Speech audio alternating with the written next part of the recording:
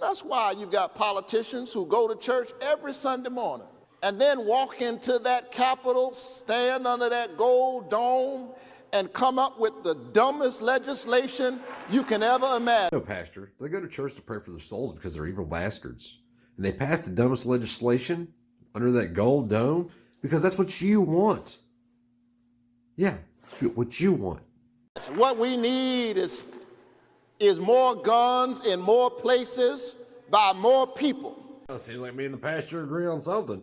Think about all of the crazy people you bump into just on the routine every week, on your job, on the street, some of them in church. Don't look at them.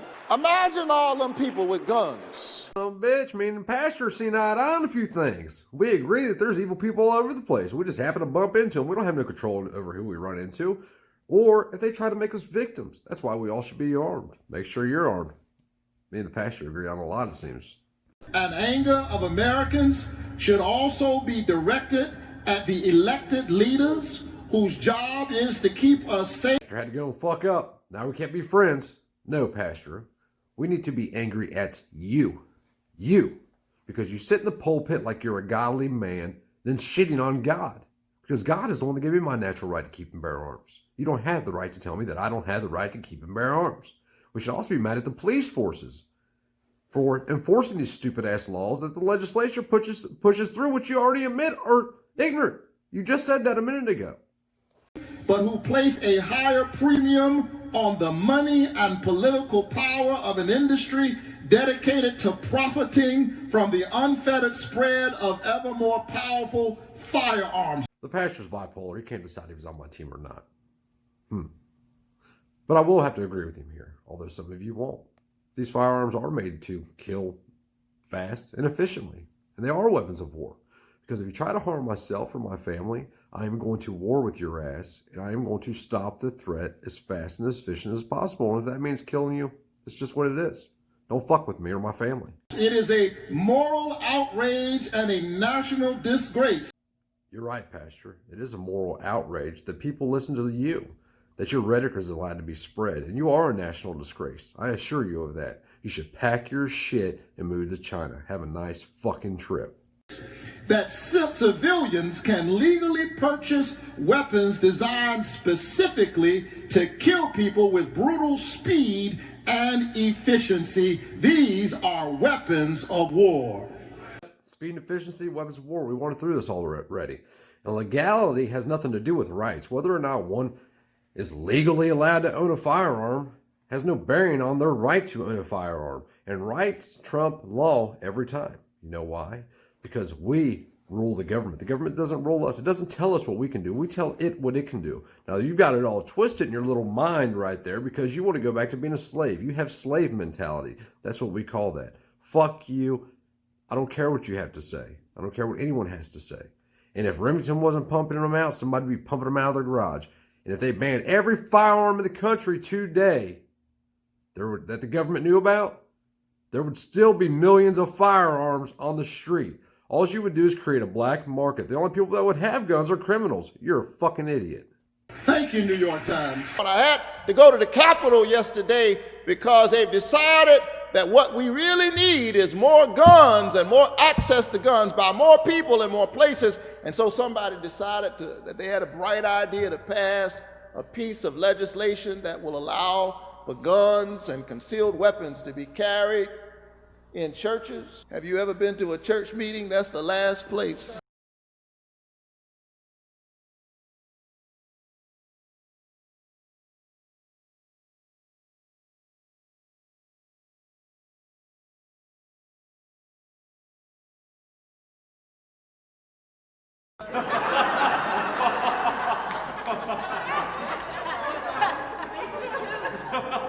God's Christian people aren't always there. Whoever thought of that had never been to a church meeting. Guns in bars, guns on college and university campuses, and guns in airports. Police stations, security companies, gun shows, gun shops, pawn shops. Do you know why these places are some of the least places likely to be robbed or for violent crimes to happen at? Take a guess, Pastor. It's because the criminals know there is likely to be multiple people with firearms there. And although occasionally some dumbass does try to shoot up a police station or something, it's far less likely to happen than a place like a school zone or a church, for example, where guns aren't allowed to be carried. Because the criminal who has evil intent knows that law-abiding citizens are not going to carry a firearm if it's illegal. That makes them soft targets. Soft targets don't shoot back. That's how that works. So we stood just yesterday begging our state legislators not to pass this terrible law. Take a good guess at who is endorsing and donating to Ralph Warnock's campaign. If you said the anti-gun group, the Brady Pack, who wants to ban semi-automatic guns, you'd be correct. We're joined now by Brian Lemick. He's the executive director of Brady Pack, which is, of course, lobbying for gun reform.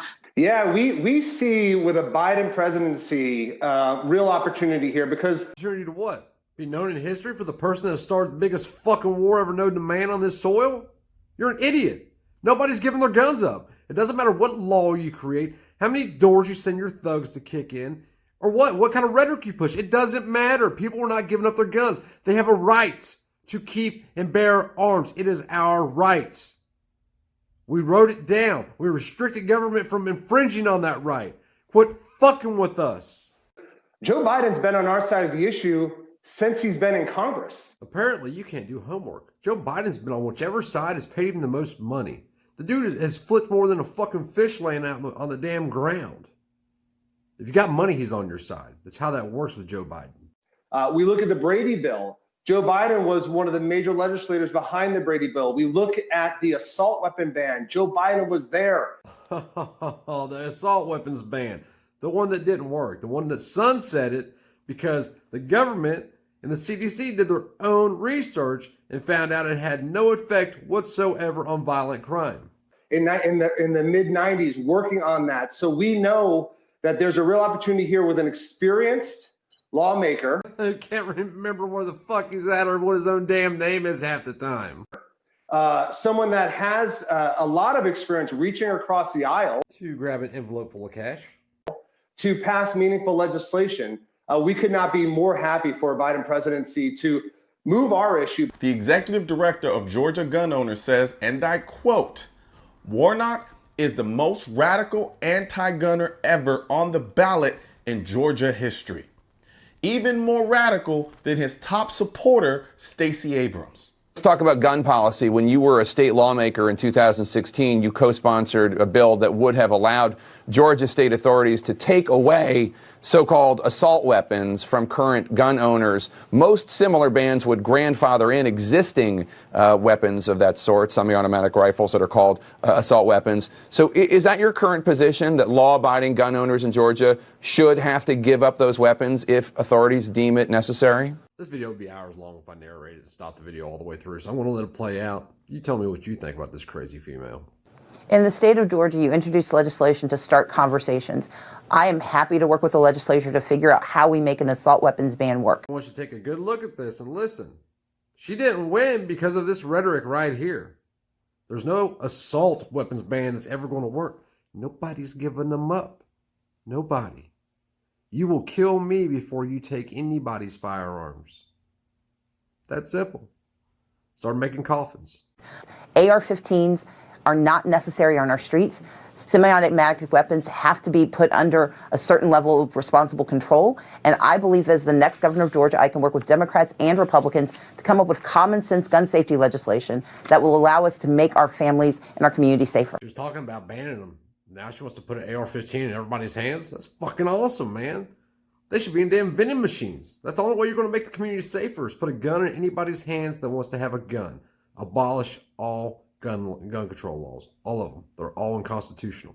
Well, just to be clear, you were one of 6 co-sponsors of this bill, a House Bill 731, introduced January 11, 2016, not that long ago. Your co-sponsor told reporters the law, quote, would require gun owners of these particular models to turn their guns in. Then there's Jon Ossoff, a two-faced assassin who's like Beto's smarter, slimy brother. I'm Jon Ossoff, and nothing's more important than keeping Georgians safe. I'll fight for Georgia's military bases. I'll defend our Second Amendment. And police officers put their lives on the line to protect us. I'm John Ossoff, and nothing's more important than keeping Georgians safe. Officers put their lives on the line to protect us. John Ossoff understands that Georgia is a gun state, so in one breath, he'll say this. I'll defend our Second Amendment. And then in the next breath, he'll say this. What I support is strict licensing for all semi-automatic weapons. I support universal background checks, and I think that assault weapons should not be available to the general public. Look, I think that for semi-automatic weapons, whether they're rifles or handguns, we need strict licensing requirements. Most Americans believe that absent some specific need and high qualification, assault weapons should not be available to the general public.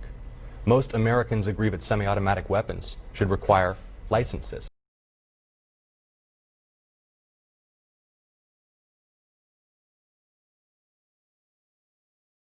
Saying you'll defend our Second Amendment while wanting to ban the most popular gun used by civilians for self-defense is like saying you'll defend our First Amendment while trying to ban the internet.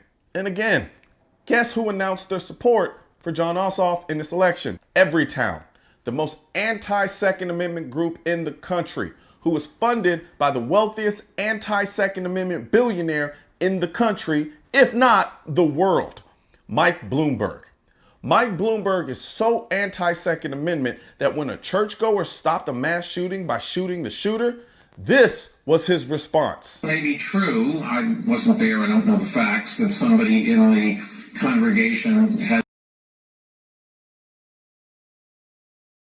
their own gun and killed the person who murdered two other people, but it's the job of law enforcement to have guns and to decide when to shoot. You just do not want the average citizen carrying a gun in a crowded place. This is the same man who, through Everytown, is spending millions of dollars to elect Democrat politicians who will push his anti-gun agenda. All that hard work. Moms Demand Action is part of Everytown for Gun Safety, a national nonprofit that advocates for gun control. Founded by, but now operating independent of, billionaire Democratic presidential candidate Mike Bloomberg. Everytown will spend $8 million in Texas in 2020, campaigning for candidates who will vote for stricter gun laws. Focusing first on the Texas House, specifically 11 North Texas seats held by Republicans who narrowly won in 2018, like Representative Matt Shaheen of Plano.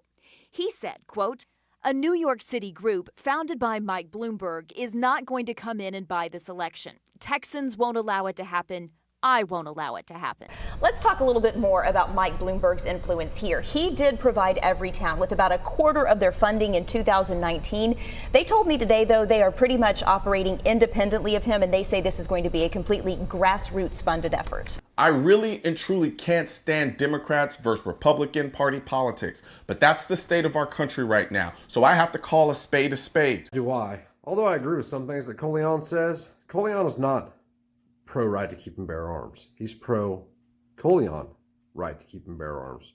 He doesn't believe in rights as a natural right or as a God-given right. He believes the government has the ability to take the rights of people away through legislation, which means he doesn't believe in rights at all. He believes in privileges, as long as it doesn't affect him. Once it affects him, he may see the light. But until then, no. But I called a spade too. And Colion, you're a spade.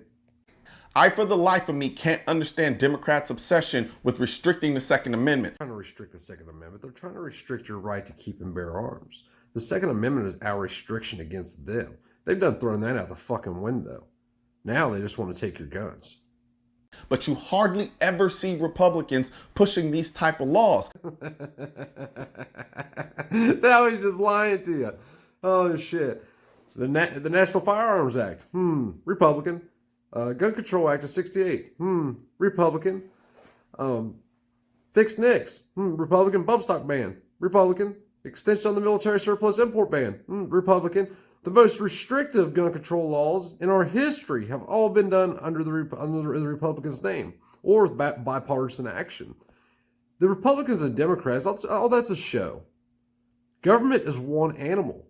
Our duty as individuals in this country is to enforce our Constitution on that animal. Quit buying the show. Quit watching the show. It is not left against right. It's not Democrat versus Republican. It's government against the people.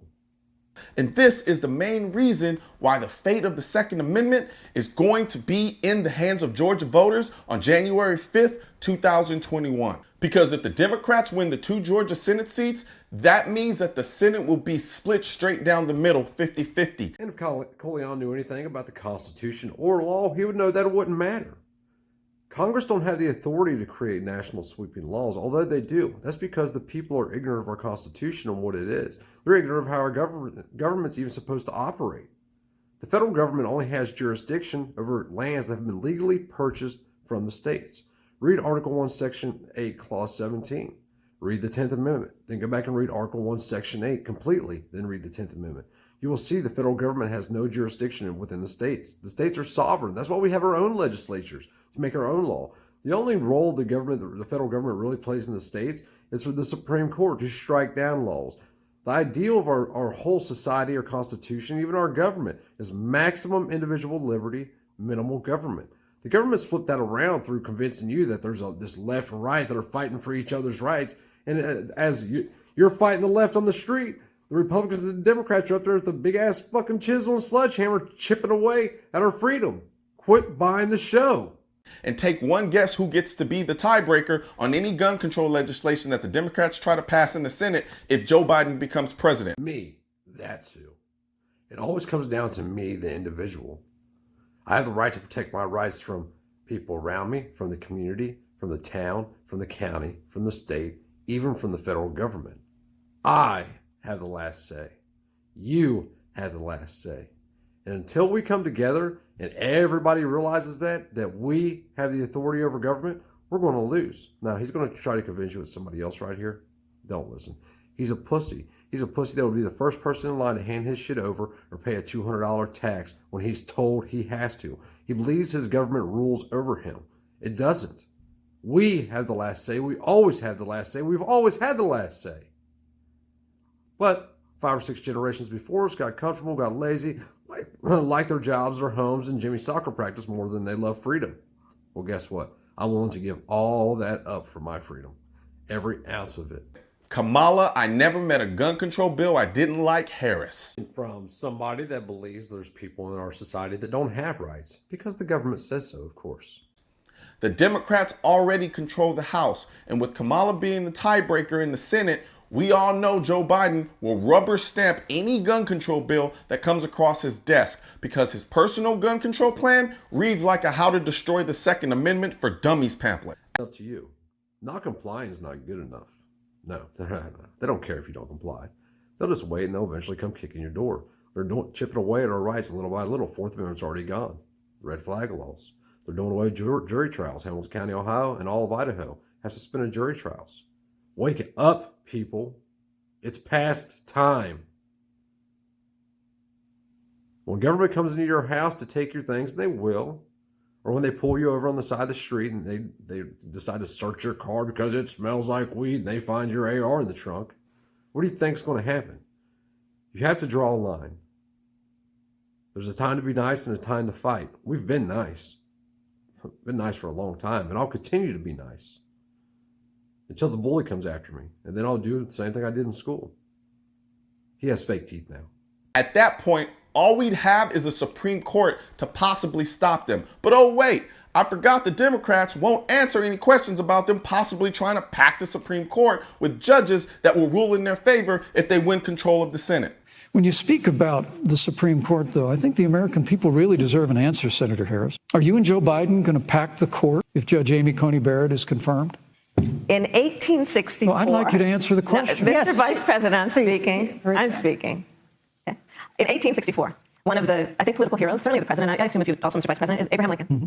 Abraham Lincoln was up for re-election, and it was 27 days before the election, and a seat became open on the United States Supreme Court. Abraham Lincoln's party was in charge not only of the White House, but the Senate. But Honest Abe. Honest Abe.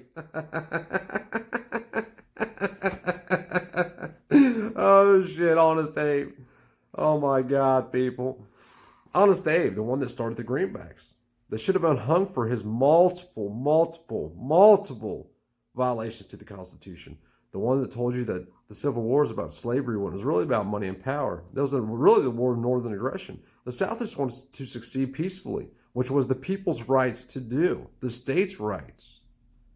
federal government acted like dictators. That's how honest Abe is. Abe is a liar. He didn't free not one slave. He made us all slaves to the federal government. Said it's not the right thing to do. The American people deserve to make the decision about who will be the next president of the United States, and then that person can select who will serve for a lifetime on the highest court of our land. And so Joe and I are very clear. The American people are voting right now, and it should be their decision about who will serve on this most important body for a lifetime. Thank you, Senator Harris. People, Susan, are voting right now. They'd like to know if you and Joe Biden are going to pack the Supreme Court if you don't get your way in this nomination. Let's talk about packing. You once again gave a non-answer. Joe Biden gave a non-answer. Trying to answer you now. The American people deserve a straight answer. And if you haven't figured it out yet, the straight answer is they are going to pack the Supreme Court if they somehow win this election. And if this happens, there's literally nothing legislatively or judicially that can stop them from pushing their two-way, destroying gun control plans. Nope, there's not anything legislatively that can happen. But what can happen is the people can stand up. They can stand on their rights, refuse to consent. They can even fight if they must. Be peaceful until it's time to not be peaceful. And when it's not time to not be peaceful, you have to decide to go all the way. You can't just jump in a little bit. Either hand your firearms over or fight for your rights. That's your choice. I've made mine. Down our throats. So please, please, I'm begging you. If you can vote in Georgia. Yeah, Georgians vote because you know your vote matters, right? Wait a second. Wasn't Georgia part of the thing where something about an election being stolen? So if the election can be stolen, that means your vote really doesn't matter. So it might be a waste of your time to go vote. But go vote anyway, because colion says so. Vote to protect the Second Amendment. If you don't live in Georgia, share this video far and wide. He just wants to sell more of his bullshit masks. Yeah, I'm pro Second Amendment, but please buy my masks. So that people who can vote in these elections get this message. Because I promise you, the anti-gun Second Amendment groups like Everytown are spending millions on people who are specifically dedicated to calling people in Georgia to go and vote in this election the way they want. I don't have millions of dollars, but I do have a platform with millions of people who can help get this message out. So please share this video far and wide so that the people of Georgia can line his pockets a little more. Buy a mask and other stupid shit. Learn exactly what the anti-gunners are trying to do to their Second Amendment rights. Now you think colion being a lawyer would be smarter than I am, or at least know more about the Constitution than me. You don't have Second Amendment rights. You have the natural right to keep and bear arms. The Second Amendment is your restriction against government. It is my restriction against government, saying government, you cannot infringe on our right to keep and bear arms. Period. There's no talking about it. There's no negotiation. Period. We didn't give you the authority to restrict our natural right to keep and bear arms in any way, shape, form, or fashion. Not by legislators' means, not by force, not by threats of force. It doesn't matter. You cannot restrict our right. You cannot infringe on our right to keep and bear arms. Period. Wake up, people.